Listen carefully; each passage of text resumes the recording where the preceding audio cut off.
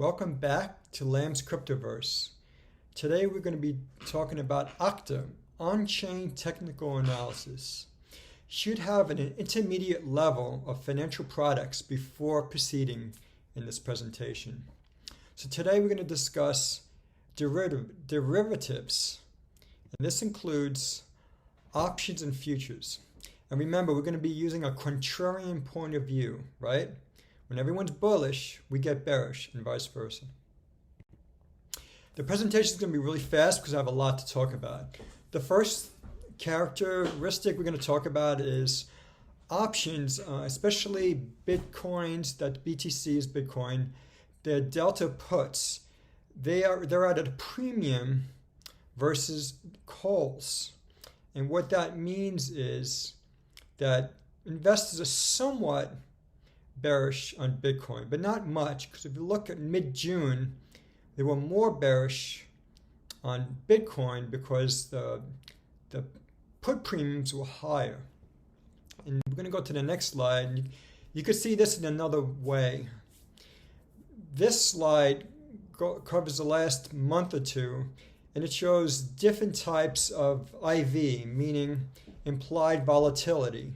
So you got 7-day, 30-day, 60-day, 90-day, and 180-day volatilities, implied volatilities, as per the Black-Scholes model. And you can see again that implied volatility was higher around mid-June than it is today. So that's, in my mind, as a contrarian, that's considered somewhat bearish. Options continued. This is a slide that's really bearish. I was going to show you the Bitcoin options put to call volume, but this is far worse. Before we proceed, the Bitcoin put to call ratio is 0.8, which is okay. But the Ethereum put to call ratio, which is what you see here, is only at 0.2. That is one of the lowest I've ever seen, and that's extremely bearish. Not only that, but if you look at strike prices, they're hovering around in a range between $3,500 and over $5,000, and that's those green bars. Now, if you look at the price of Ethereum today, it's around $1,300 to $1,400, where those strike prices are significantly higher than today's $1,300 to $1,400, like double and triple the price. That means that investors are very bullish, and they're buying call options on Ethereum.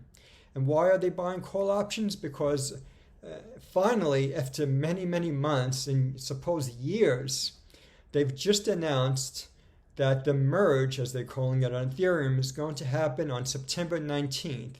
And if you recall, the merge is when the Ethereum blockchain moves from proof of work to proof of stake. So from POW to POS. And so one thing I want to talk about, one other thing, is that this slide is from Invest Answers. And Invest Answers is, I consider, one of the top 3 YouTubers out there. They're very good. Jim Flannery, he comes from a hedge fund background, and he is very good at analyzing Bitcoin and individual projects. But for some reason, he always interprets this incorrectly. So he thinks this is bullish for Ethereum. But I'm telling you, based on what I've seen in equities, this is a very bearish signal. So let's go to the next slide and talk about futures. What you're looking at here is the Bitcoin micro futures traded on a CME.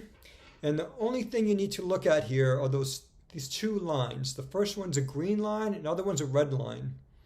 The green line is the positions, the futures positions of large speculators.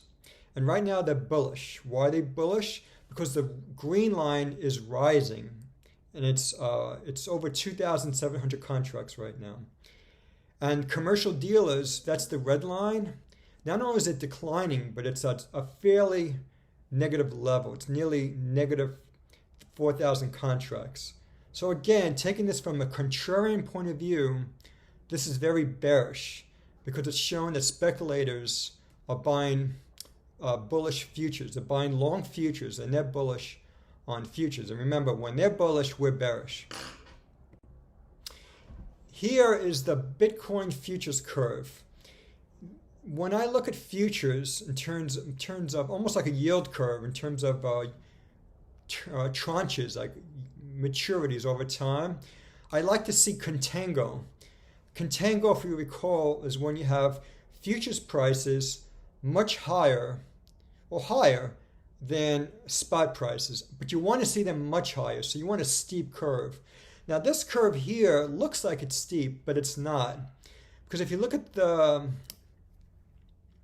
side here, the values, they go from a low of 21,100 to a high of 21,400. So that index of values, it's really very narrow. It's almost flat. It seems like it's a wide dispersion of prices because we're looking at a close-up of flat pricing. So if that was an index between 15,000 and 30,000, it would look like a flat line. So basically this is bearish. Now this chart was highlighted by Bloomberg last week. It's from Glassnode.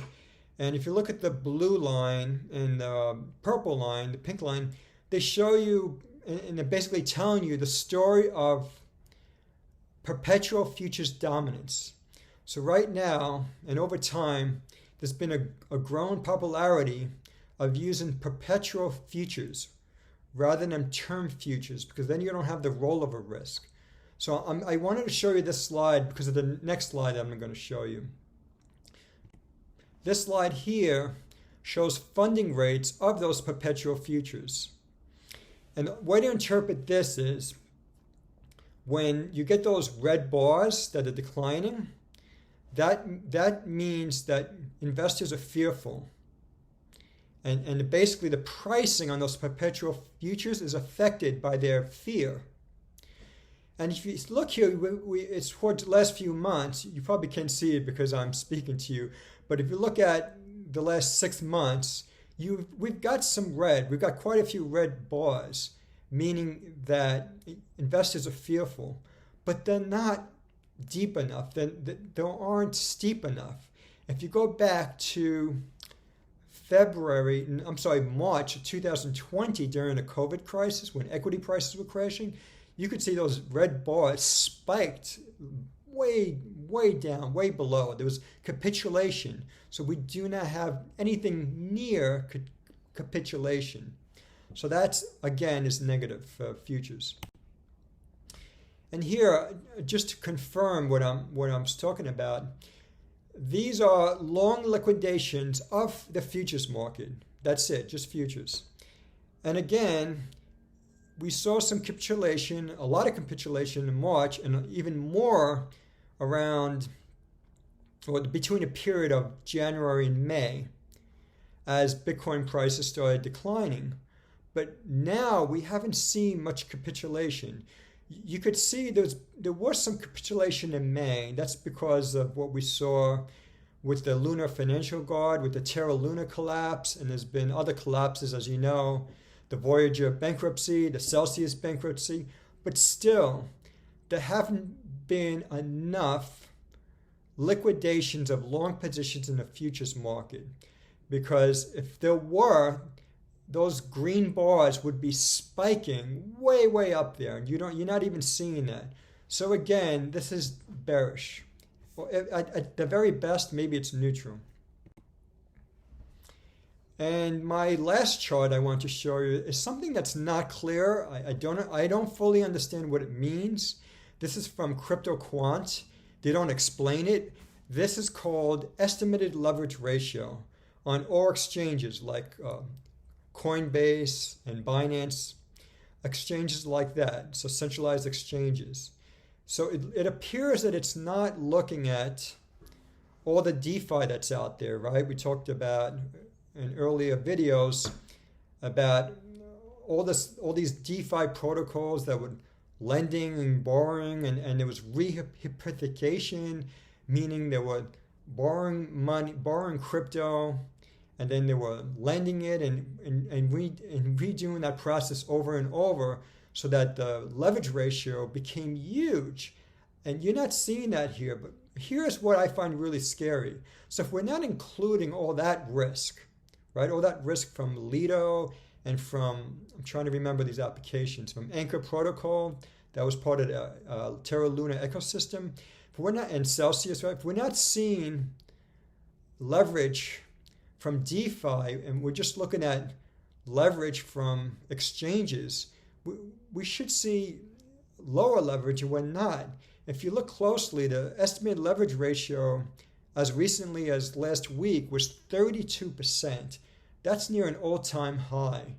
So that's a really, really red flag. That's a big warning saying that despite lower Bitcoin prices and what we're hearing about all these bankruptcies and Lehman type events in the cryptoverse, we're not seeing that in terms of the leverage ratio.